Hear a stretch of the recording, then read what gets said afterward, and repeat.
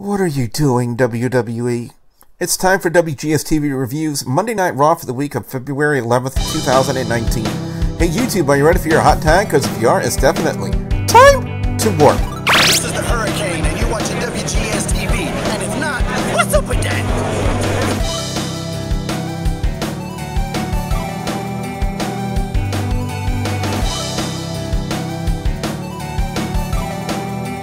What's up, guys? I'm the Wrestle Gamer. Welcome back to another episode of WGS-TV right here on YouTube.com. I'm being joined this week by the Studley man, Ashley. Ashley, how you doing? Becky said it perfectly right. Complete and utter bullshit. Ever since I've come back to doing reviews here on the channel, I feel like the only thing to talk about these days are what's going on with Becky Lynch possibly becoming the new Stone Cold Steve Austin of this era. So what are we going to do with her this week?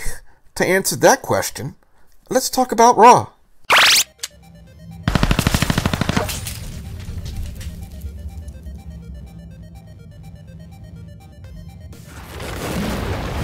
Triple H and Stephanie would open up the show to talk about, guess what? Becky Lynch as always. The game would confirm that Becky saw her doctors over the weekend and consulted with WWE Medical, so they lifted the suspension and the match would be on only if the man apologized for what she did this past week, which set her off on a tirade, which led to her and Stephanie going nose to nose until the game separated them and gave Becky the option of making a choice.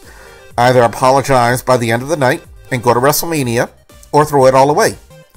I guess, actually, right now, this is something you talked about on the live stream on Twitch, which, by the way, guys, if you didn't know, you could come hang out with us on Twitch during Raw and SmackDown and pay-per-views.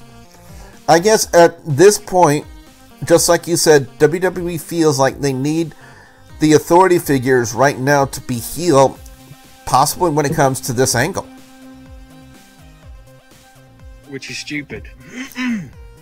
Because that was the problem with the old era in the first place. That's why people didn't like it. You know, it's the usual Stephanie always emasculates people.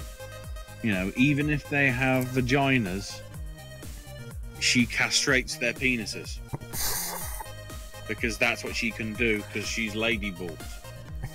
Which I haven't even heard anything about that book even coming back. Okay. Is it not being family friendly enough, sponsors? Is it? Complete and utter bullshit. That's a common phrase that might be going throughout this show. Up next, it was a triple threat tag team match, as was the team of Bayley and Sasha Banks taking on the Riot Squad and Nia Jax and Tamina, with the stipulation being that the team that lost the match would have to start inside the Elimination Chamber match for the women's tag team titles. Now, the match in of itself wasn't terrible. It was actually quite good. Now, I said this last week. Graves overselling people on commentary is indeed very cringy. Halfway through the match, however, Sasha Banks would suffer some sort of injury, which would force her to go to the back, leaving Bayley all alone in the triple threat match. Bayley would get a hot tag of sorts, and the way the match was going, it looked like Bayley was going to get the win, being the underdog in the match. That is, until Tamina super kicked Bayley in the face, tagged Nia in, and Nia hit the Samoan drop on Bayley to pick up the win. Since Bayley was the one who took the loss, Bayley and Sasha Banks will start the Elimination Chamber match this weekend. Two things I would like to know, Ashley. One, how is Tamina the legal person and was able to legally make a tag when it was actually, I believe, Liv Morgan? And two, you said this from the onset that Banks and Bayley had to start inside the chamber. First one, there is no answer. Because they should, you know, you'd have thought referee would keep a handle of this, considering what happened later on in the show. But yeah, just if you're talking about, because clearly the angle is probably going to be there's going to be a Raw team and a SmackDown team not in pods. Remember Survivor Series was the only night of the year when Raw and SmackDown go head to head? Not anymore. Just leaving that there. Just leaving that there. and not only that, but then also the thing we need to bring up too is throughout the night, we had video promos from the SmackDown women's tag teams airing on Monday Night Raw. So I wonder if conversely, we might have Raw women tag teams cutting promos on SmackDown tomorrow night. I guess we can only wait and see as to what they do. Now, apparently now Elias is being buried because of what happened last week with Jeff Jarrett. Or is he? Elias was ready to do his promo when he would first get interrupted by a video promo backstage with Finn Balor and Becky Lynch. Then he would get intro. Which made it look a little like it was a usual Kevin Dunn fluff on the stuff. With the backstage promo with Finn and Becky being nice. Especially with the added line, your abs still look fantastic, Finn. Just there for the Balor Club. He would then get introed again, but this time would get interrupted by a Seth Rollins vignette. Then we get introed for a third time, and we get interrupted by the Lucha House Party, aka the Fortnite House Party. Now, after the commercial break, Elias would sing his heel song about Grand Rapids. I won't go into details about it. And got 3 thumbs down from the Luchas. Then Elias challenged them to stand up and play the guitar, to which Kalisto agreed. And I'll admit, he wasn't that bad at all. Elias, after no, he didn't try and do a tune, but he did really well with it. Elias, after offering to play a duet with Kalisto, would then strike with another guitar to Kalisto and ran for the staging area. Then, I guess, just to give him an entrance for the next match, Bobby Lashley and Lio Rush would make their presence known before cutting to commercial break.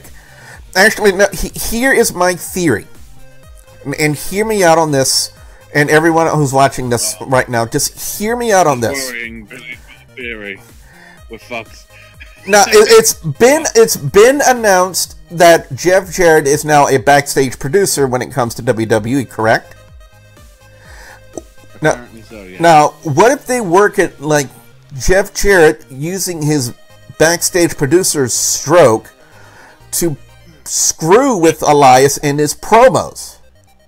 And because there was somebody in the live Twitch chat, Mikey was his name, who says apparently now the rumor is they're going to start building between Elias and Jeff Jarrett for WrestleMania.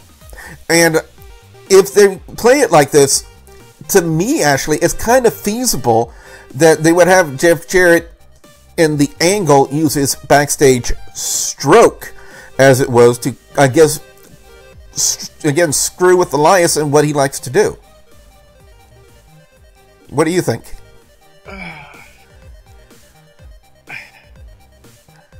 I fear that this is all mainly putting Jeff over. Because it's his idea, so it's going to be great and everything. The problem is, if you can tell me, Billy, what the fuck was wrong with Elias in the first place before the Rumble? I honestly could not tell you. He had momentum, he had the crowd, he had everything to be a great babyface, and yet here we fucking are with yet another heel. Maybe somebody in the comments section can tell us something. We have too much of a problem in WWE of having too many twats. That's too many heels. But, you know, I wanted some alliteration. Because especially on the women's side, now that Ember Moon's injured, you know how many females are face? I don't know. Not including Becky. Would Ronda qualify? I wouldn't say, because she's sort of tweener. Well, we got Becky, we got Sasha.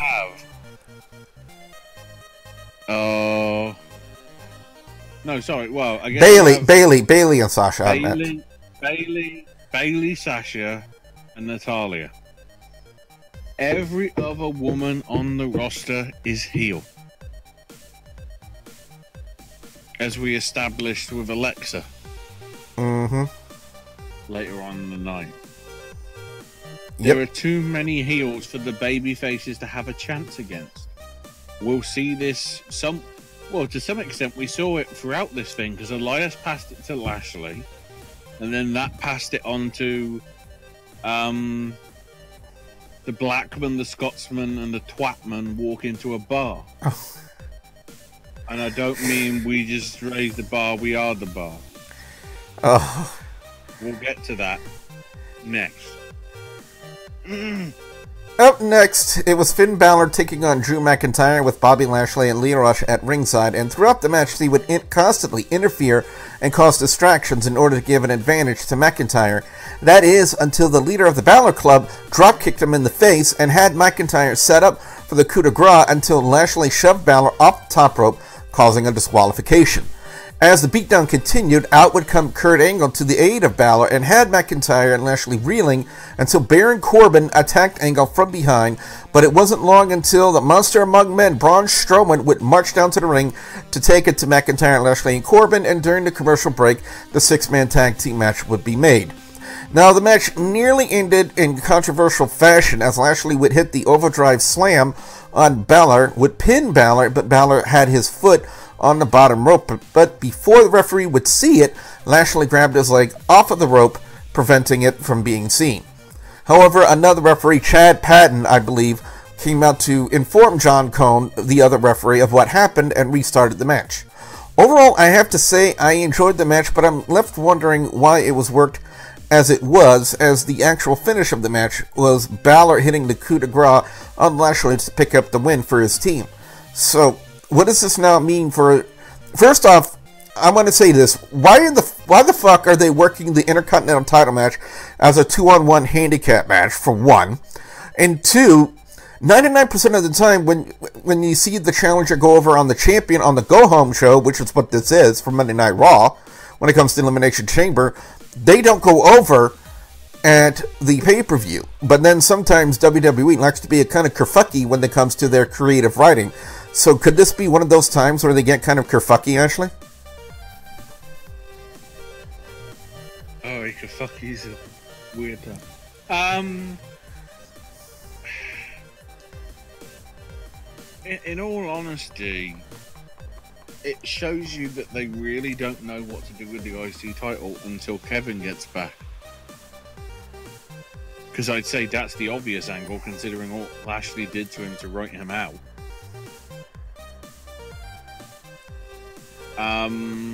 I think we should very briefly mention right here that we did see a promo from Kevin Owens, but one thing that he did, two things to note from what he said in that promo. One, that he was coming back in about a month's time, but two, he also said he didn't know if he was coming back to Raw or SmackDown Live. I don't know if you caught that. Oh no, I got that, but the storyline is already in place if they wanted to. For him to justifiably go after Lashley because he's the guy that injured him, quote unquote. If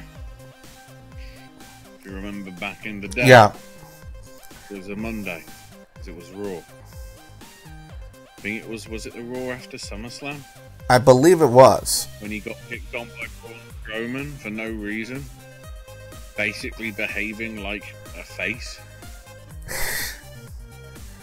Essentially. Braun just being an entitled wee-wah and all that. Also, why did this have to go half an hour? I guess possibly when it gave them time to, I guess, do what they needed to do and do it correctly. You know, to tell the story properly of the match and what they wanted to do. And two, for time. True. For time. They have to do something to occupy time. Then at the same time, how many matches were on tonight's show, Billy? I can tell you that very quickly by looking at my notes. We had 2, 3, 4, 5, 6. But 5 matches in 3 hours. I count 6. Because when you transition from Balor and McIntyre to the 6-man tag, that's a completely different match. Yeah, but was it was the one-on-one match even a thing? Anyway, because it was over so quick. Because the 6-man went on for so bloody long. Yeah. 5.5. All right. We'll call it 5.5. Still, 5.5 matches in a 3-hour show. Jeez. Well, up next it was Nikki Cross taking on Ruby Riott, and with Riott having a shot at the Raw Women's Championship this Sunday, you could just smell a burial happening, because you need to have your advertised challenger go over to make her look strong, regardless of the fact that she's facing Ronda freaking Rousey, and the fact that about 95% of the fans out there are going to overlook her match coming up this Sunday at Elimination Chamber. WWE is barely pushing that match, and instead are heavily pushing the Ronda-Becky match for WrestleMania. Be that as it may, the finish of the match was Riott hitting the Riott kick on Cross to pick up the win, and the thing I'm left wondering is what you were wondering on the live stream, Ashley, is why did it have to be Nikki Cross to take the loss and not Alicia Fox? Not some... Because Alicia Fox can be so wacky that you could paint her as a face or a heel, whatever you want to do. It's... Couldn't you kind of paint Nikki Cross with that same brush? Also, we're bringing this new talent where we're saying, oh, they're ones to watch. And they get buried. Mm-hmm. So why should I give a shit? Why should I give a shit? Also, why is Nikki Cross having all these matches and Lacey Evans isn't? I should probably have a check on main event, because I'm now expecting... Well, Ashley's doing... Yeah. Well, Ashley does that. Yeah, up next, Seth Rollins was out there to talk about the last 12 months of his career, especially with him winning the Rumble match and going to WrestleMania to challenge Brock Lesnar. He then talked about what happened the next night, taking 6 F5s and about how painful they were, but he was still standing. Paul Heyman then showed up, talked about how great an athlete Rollins is, but that Lesnar is a beast, he's on another level, something about DNA, and so on and so forth, and that his match at WrestleMania was a suicide mission, to which Rollins agreed, and that he didn't care that Lesnar held, because Lesnar held the wrestling industry hostage for 2 long years, and he doesn't care what it takes, but he'll do whatever it takes to make sure that Lesnar doesn't walk away from WrestleMania as champion. Actually, I gotta say, great promo from both men, but are you kind of wondering what they were doing with Dean Ambrose when he went out there and basically wanted to shake Seth Rollins' hands and told him to slay the beast? That, I think, was just them realizing, oh, well, if he is leaving, they might as well just put their differences aside, because Dean's probably not a fan of Brock either, being the wrestler that he is with his indie background. So, and also considering the fact they had a street fight Falls Count Anywhere match a couple of WrestleManias ago. Yeah, but that really does show you that Vince really hated their match at TLC. It could have been better. That wasn't their fault. That was the booking's fault for not making it a TLC match. One of the bitterest blood feuds that was on that card, apart from one between Charlotte and Becky, but that ruined Asuka because WrestleMania plans and all that.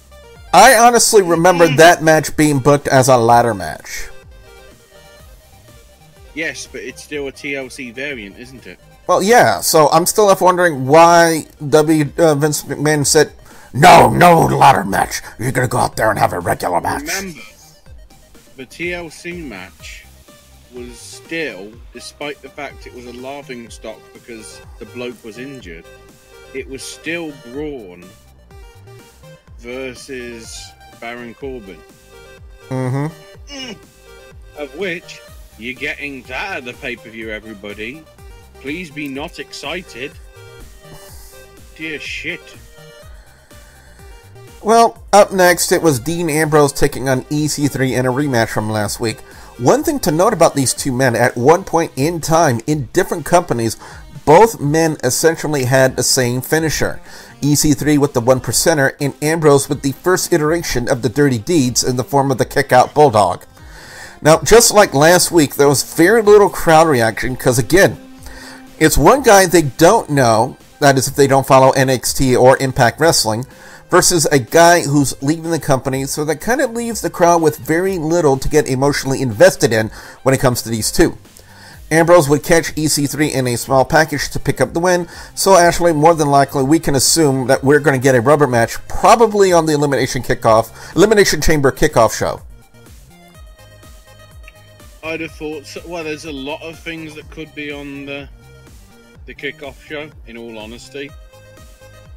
So I wouldn't definitively say it's that, because there's other matches that could be in contention. But it's one that's there to either have on Sunday, or for the show Billy may or may not be going to next week. Up next, the Raw Tag Team titles were on the line as Bobby Roode and Chad Gable, probably one of the most forgettable Raw Tag Team champions ever, defended the titles against the Revival. Now, I really have nothing bad to say about this match because there were a lot of innovative spots and moves from both teams. Like the Revival with the Gory Special Bulldog combo, that was definitely something I've never seen before.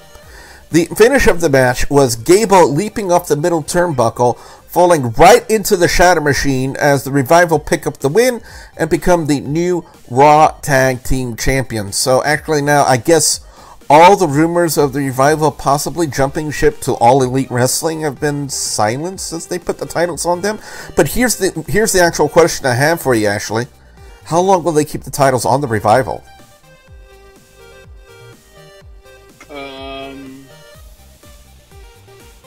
My obvious choice is they drop the titles at Heavy Machinery.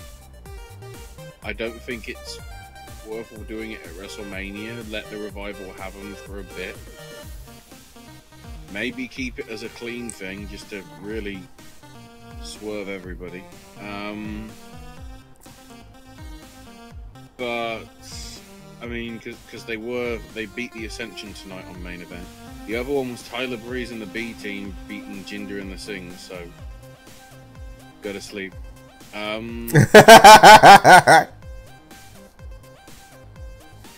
We'll leave that as it is. That's all I'm going to say. Yeah.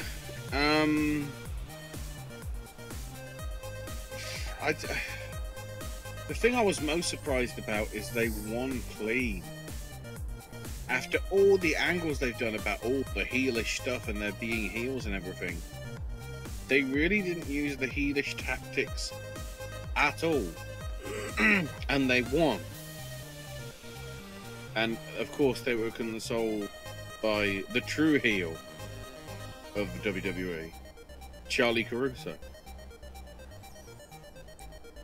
Which is something that's promos that were scathing the face again tonight and supporting the heels and Revival. What the shit? Up next, it was Up next, it was time for Becky Lynch's decision. Will she apologize and go to WrestleMania, or will she throw it all away? I like how Becky was able to keep everyone on the edge of their seats with her promo delivery, especially when she paused after saying, "If all I need to go to WrestleMania, say 2 words." Almost everyone in the crowd was chanting that familiar DX chant of "Suck it."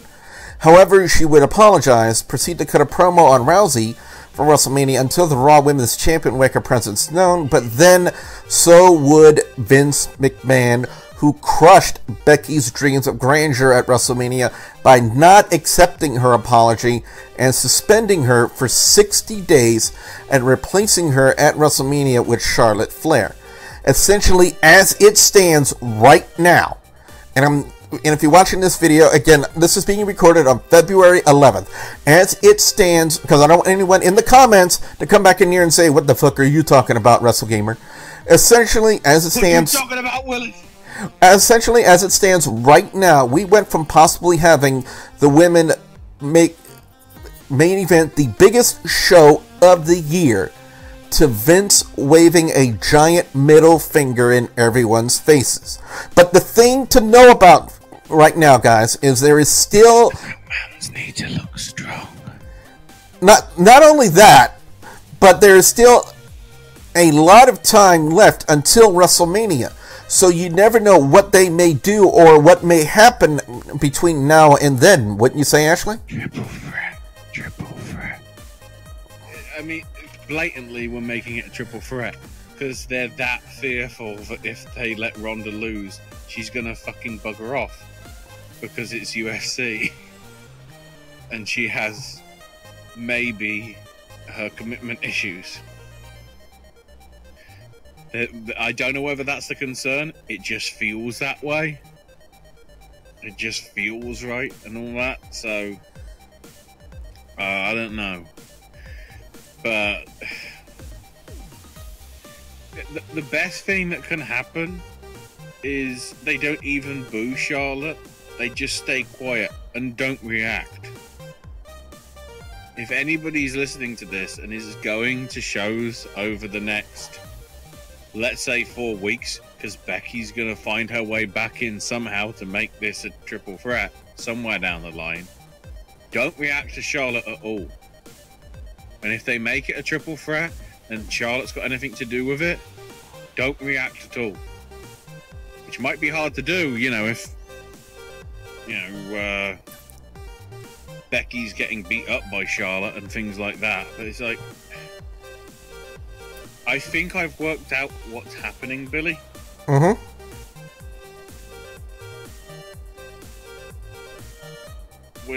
We might not see Becky next week. I mean, we might. She might just show up anyway. But the cops will do it because, you know, she's stone cold. You know, she doesn't have a dick, but she's stone cold. She may not be bald, but she's stone cold. She's going to hijack Flair's birthday. Ooh, I didn't think about that. Leading to Charlotte versus Becky at Fastlane. And if Becky wins, WrestleMania becomes a triple threat. With a McMahon in every corner. Because it's WrestleMania 2000, everybody. Originality up the shitter. Can you tell I'm a bit bitter by this? Yep, you do sound a little bitter. I had no problem with Charlotte being in this in terms of triple threat. It's only fair that the one who's been the most steady hands would, if you will, for most of the last few years of the NXT move up to the top tier, being a part of the first women's main event in WrestleMania history.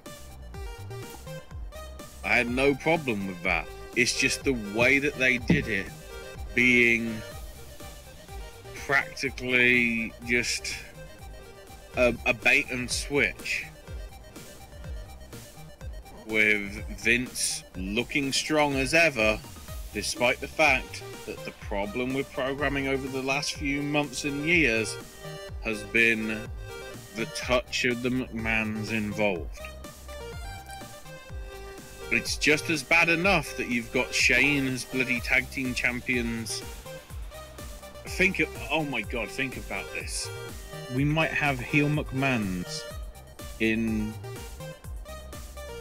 2, possibly, well, I'd say more likely 2 matches at WrestleMania. Well, one I don't think actually with people competing, but one with Shane and Miz, with Miz being, I guess, the face, maybe. drugs are good. Stage and creative. Well, I can't wait to see the so-called experts, you know, Papa Dave, Keller over at the Torch, Johnson at Windsor, Sap at Fightful, all these, you know, dirt sheets / news sources, all that.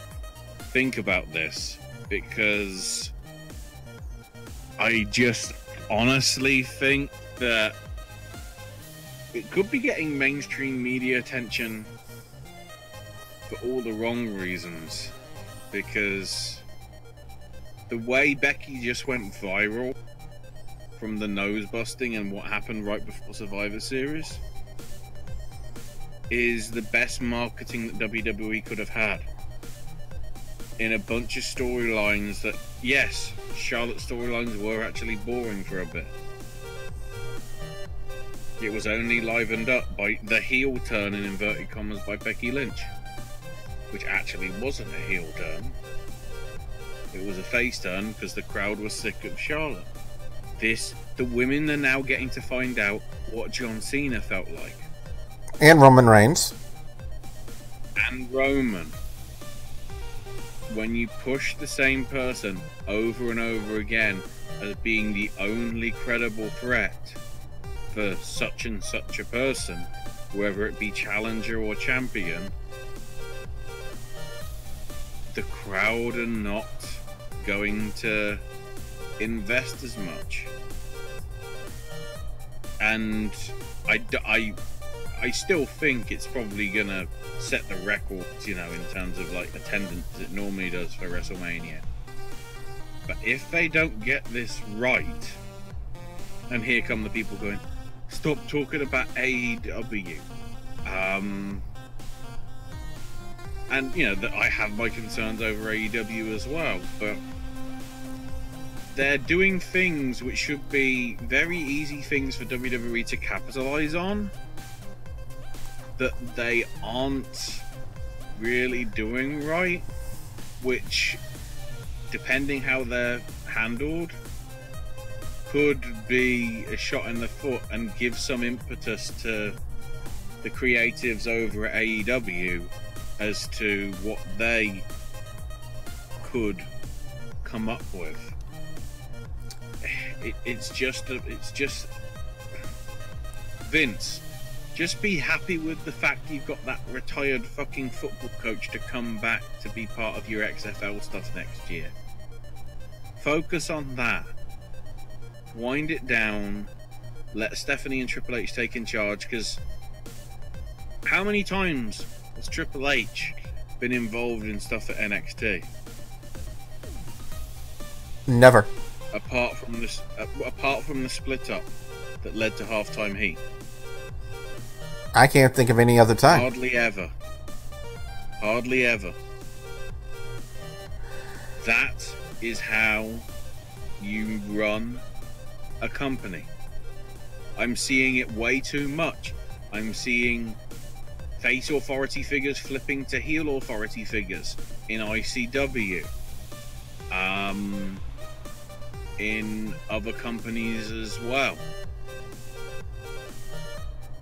It's something where it's the whole laissez-faire thing. Oh, look, I'm bringing up my economics degree. Very smart.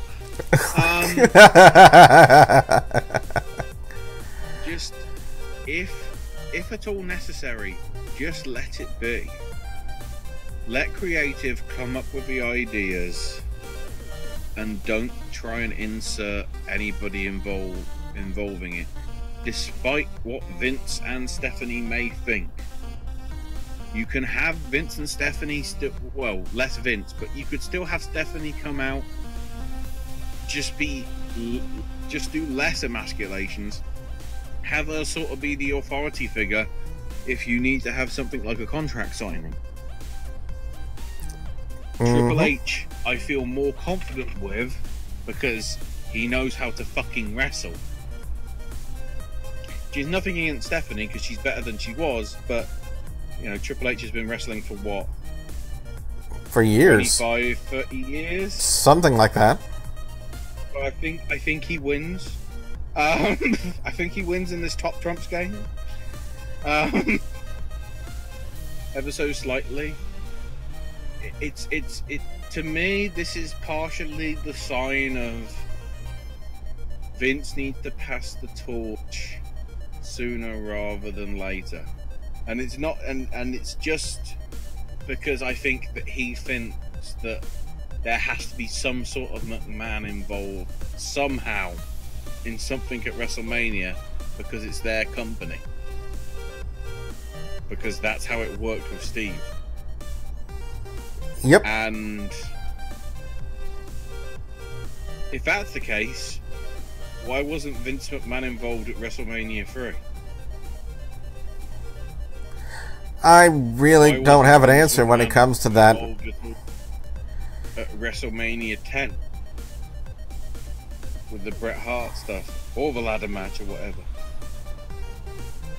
Why isn't he involved in the 60-minute Iron Man match? Yes, I know he did fucking commentary, but back in those days, you didn't need you very rarely needed too much involvement from an authority figure. Jack Tunney was there, probably because he owed WWE money, allegedly.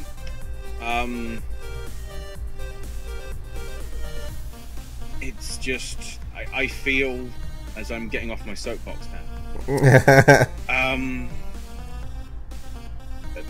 we need something sort of kick it into gear to make the diehards and the loyal fans go, I'm interested in seeing where this is going and sticking with it, and something for the casual fans to go, this is actually something I feel invested in, rather than this is something that's just trying to get WWE press. Well, guys, as Becky getting her face broken was not planned. No. How much press did that get? A lot. I'm not saying people need to get injured. I'm not saying that. I'm just, as I say, laissez-faire. Just let things be. Let them come naturally. Let the crowd tell you what they want. If they feel somebody should be face, gradually do it. I mean, you did it with Becky after a lot of resistance because the crowd weren't listening. And remember, we're supposed to be the authority. We're the ones that say what we like and don't like. They must hate that at the minute because look at SmackDown. We fucking love Daniel Bryan, despite the fact he's #1 heel. Well, guys, I guess that's the world we live in. Who do we cheer? Who do we boo? Who do we think is our friend? Who do we think is our enemy? Whoever we pick. All grey. 50 Shades of Grey. Vote Quimby. As Ashley gets off of his soapbox, guys, it's time for overall score and thoughts.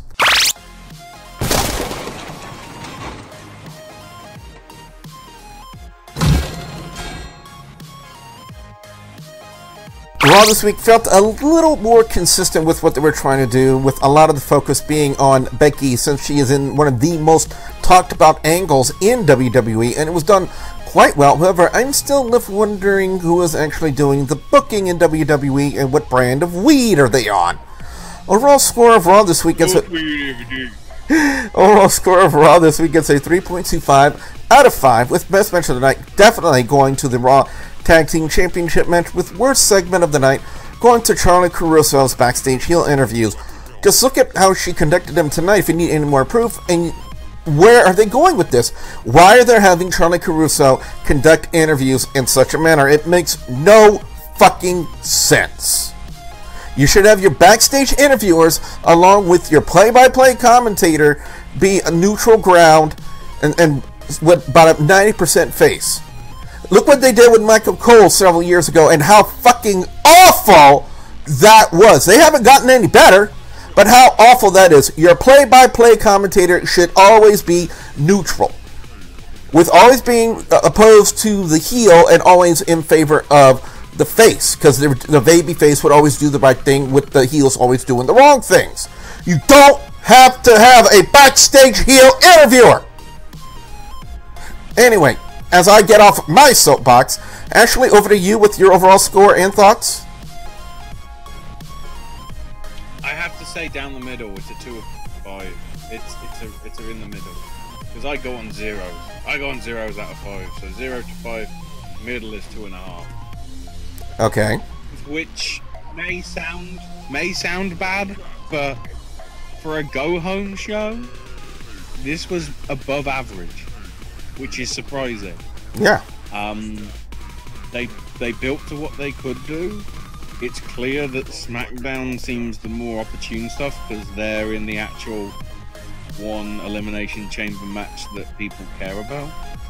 Sorry, women's tag team division, but I think considering who's in that match and that there's actually 5 former world champions at major companies. Oh, and Mustafa Ali, maybe not.